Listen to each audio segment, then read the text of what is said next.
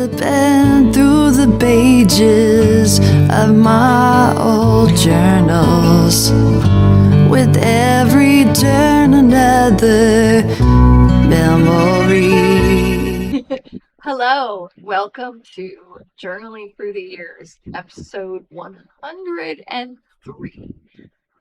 I am Leah, and this is a series on my channel where I read entries from my journals that I've been writing in since I was old enough to hold a pen or a pencil. And there have been some hilarious ones from way back when, and a lot of really insightful, deep ones, and some trigger warning ones. If you want to go back, you can check out the channel or the playlist. Why do I do these? They don't get a lot of viewership. So why do that? Because for me personally, I was mainly brought up kind of in the worldview that we don't share darkness. We don't share what's hidden.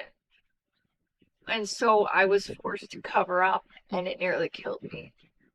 And it brought down, I couldn't do it. And so for me, the more I share, the more I talk, the more I open up, I enter the truth, the light of the truth. So I will keep talking.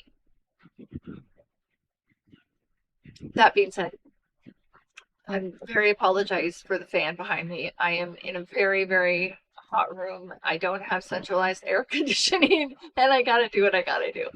And that's definitely helping a little bit, keeping the cool down. So I want to show you this cool mug.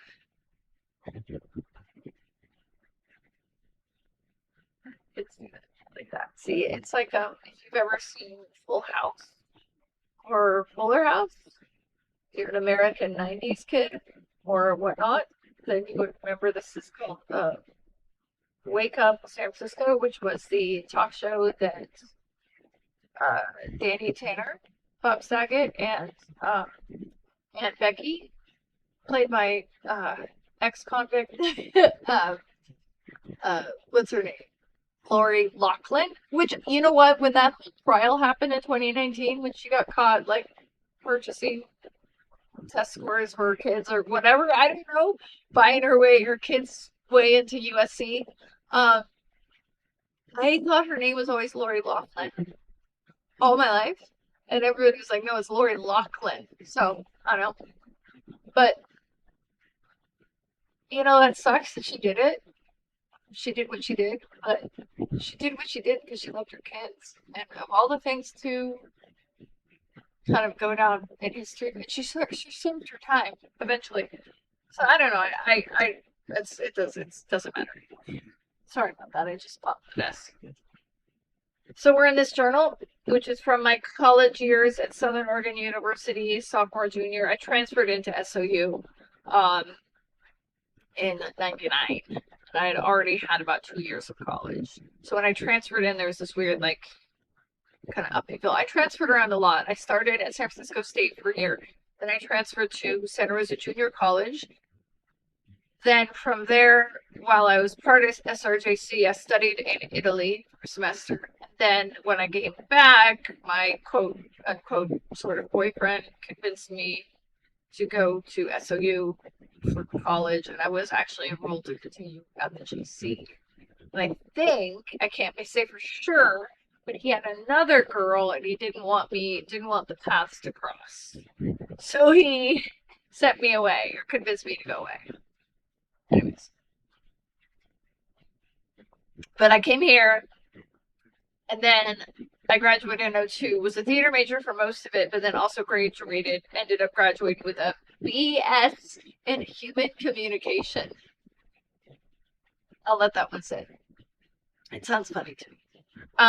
Which is typical of college. You learn how to get your BS in human communication. We're not the old college try, but the old college BS. Okay, sorry, I'll stop.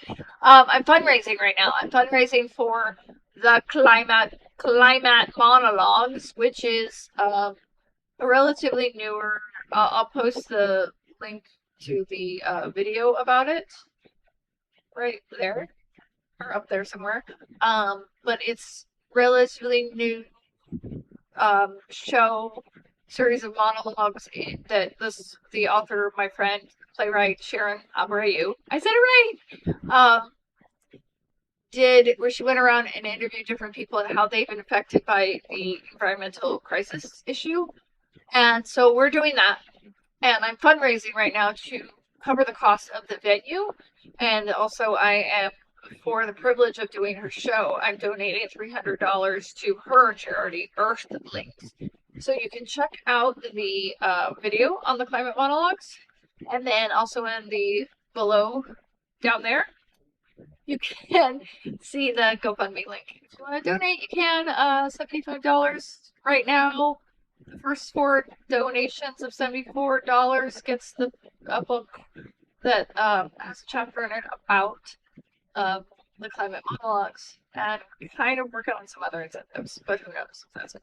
It's complicated right now. So yeah, thanks. Let me read this upside down.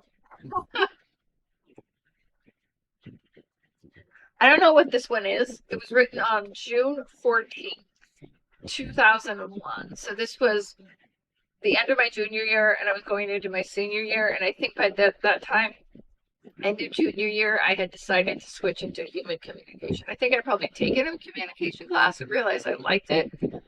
And it was pretty simple. And a lot of my anxiety and depression cleared once I went into human comm, because I didn't have the stress. A side note, a lot of people at SOU that come for theater end up switching to something else because of that kind of still related thing, or dropping out of college entirely. It's a weird thing. I don't know what else to do. It's not up to me to decide. I've done acting. I've done a lot of acting. I've done a lot of theater. I've had a lot of really good theater instructors and theater teachers through the years. And I don't really, it all works out in the end. So, it's very influenced by my budding connection to Christianity.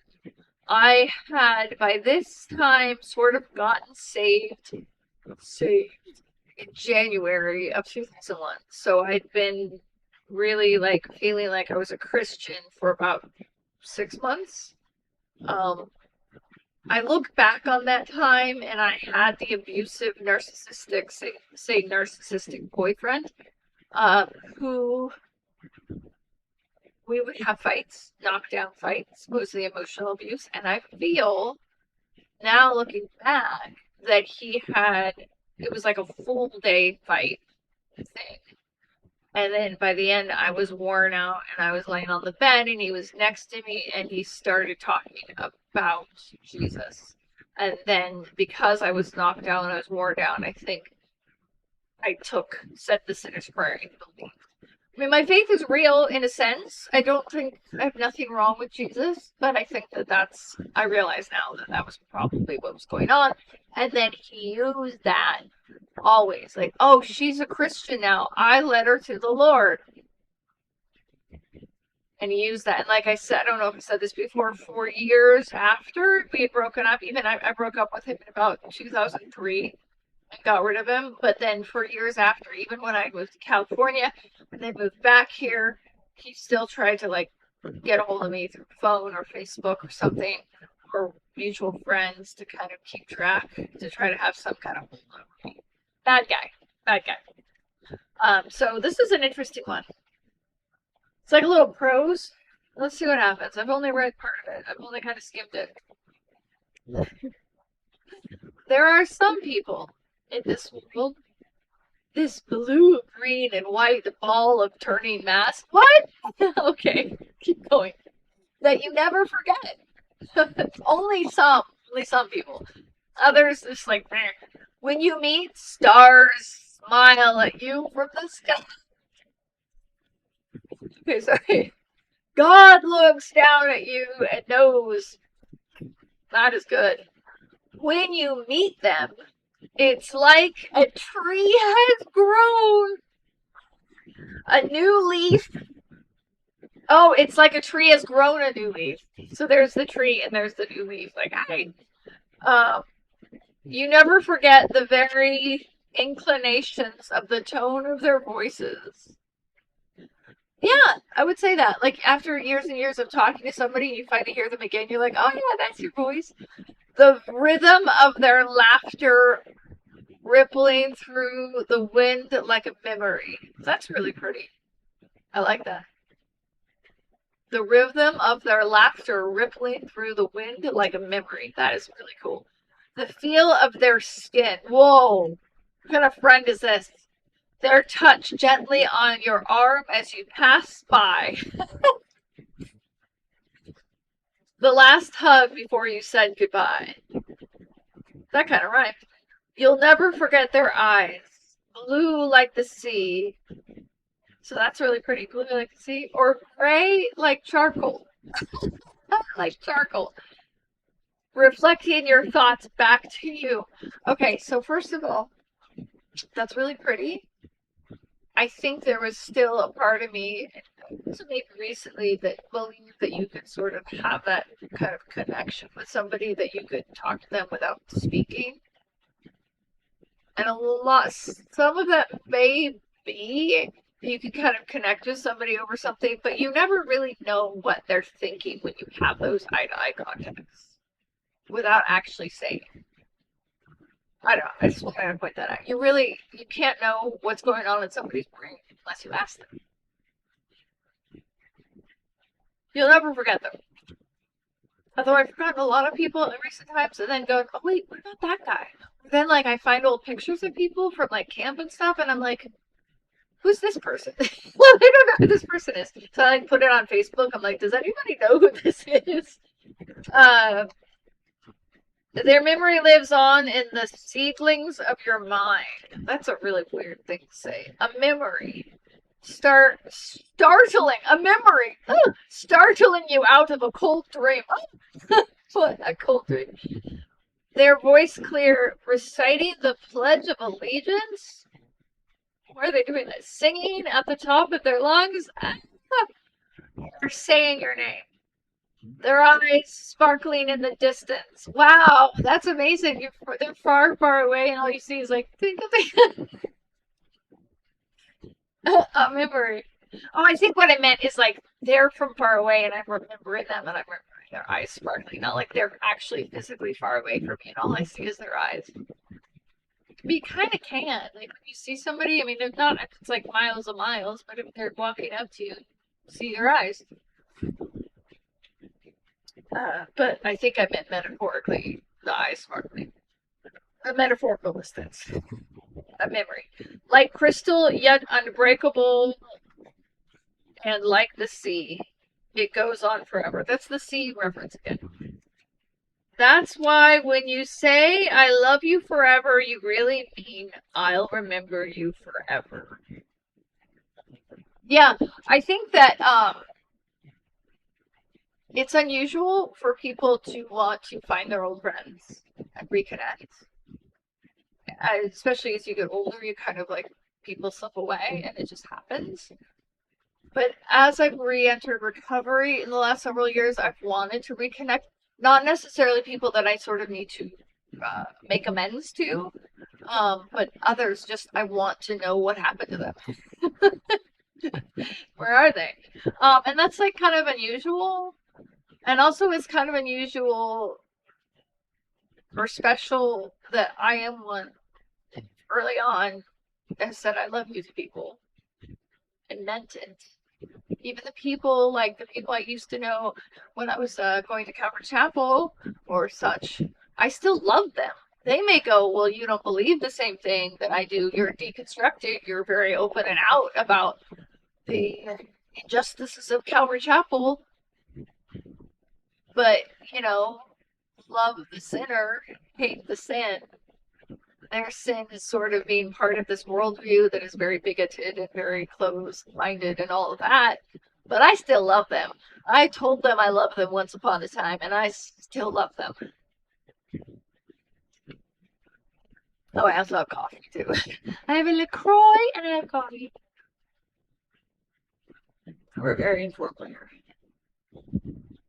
Someday, in the distant future, when we've graduated or all gone our separate ways, on some gray day, why is it gray? I'll remember the way it used to make me feel when you'd call me. Just to tell me a joke, or splashing with you in forgotten rain puddles. Okay? I don't have anything really funny to say, but that struck me as kind of funny. Running hand in hand through the pouring rain, that is a fun thing to do. And diving into the cool, misty lake water. I grew up on a lake, a little lake, like a pond lake, and I guess running in the rain to drown in the rain. Wouldn't that be cool? Like summer rains, aren't summer rains the coolest ever? Like thunderstorms, but there's lots of rain, and you're just like, oh, it's cool. That's what lasts forever. Even if our time must end, the memories never will. And that's where, and then it goes into something else. It said, happy child, singing a tune. Oh, happy child, won't you sing for me? Sing for my past, the loves I lost, the friends I've had. Oh, happy child, playing so freely, won't you play for me? Won't you play the games I used to play, and play them with such a vigor that I used to have? Oh, happy child, won't you be my memory? That's really, I like that last part. And I like that, happy child, won't you be my memory? It's almost like I may have been seeing a child playing, like when I was going to college and this time of life, I lived across from an elementary school that is now closed down. Like, and I don't, it was closed down, stopped being elementary school, and then they're using it for other things, like other, I don't know, Head Start or something. I don't know. And then I think it was closed down completely because it needs work. I don't know. I don't really know. But at this time, it was still an elementary school, and I think I used to like see the kids and watch them from my window, and just like look at them, not like in a creepy way. But I think that maybe I was doing that, and then also maybe there was a part of me that was just sort of, this child is like the inner child, and looking back at my inner child as my younger self as the happy child. And in some ways I was a happy child, and I did have a lot of fun times. A lot of my fun times as a child were kind of creative imagination of play off on my own. But I am remembering now just going off because I lived on 5 acres in the middle of a very rural area, and I was fortunate enough, and I still think it's very fortunate that I could just like wander off whenever, almost at any time of night, just wander off and be complete at any time of night, any time of day, and be completely safe. And so I think that's what's happy to me, is that idea of just like wandering off and just being out and being imaginative. And that, that was the happy child. And those are the games, the freely imagination, free play. And that way, I think in some of the ways, like I was speaking earlier, there was an element of my life growing up, and an element of my younger days in my 20s, somewhere in my 30s, not so much my 30s, where I was sort of meant to cover up and not talk about the things that were dark, that were not pretty on the inside. And so in many ways, that happy child had some happiness and had a way of finding ways to escape in her own world. But in order to kind of, and I think that, so that's happy to me, like the idea of that creative imagination play. I'm still doing that today, in a sense, like right here, right now. But for her benefit, to give her more happiness and more peace, I will continue to talk and be open and to share, because that brings it out into the light. So I'm going to end it there, and I'm going to say it with me. If you know it, you know it. So say it with me. You are loved. You are worthy of love. You matter. And your life matters. And always remember to love your thrive and find your sunshine. Bye.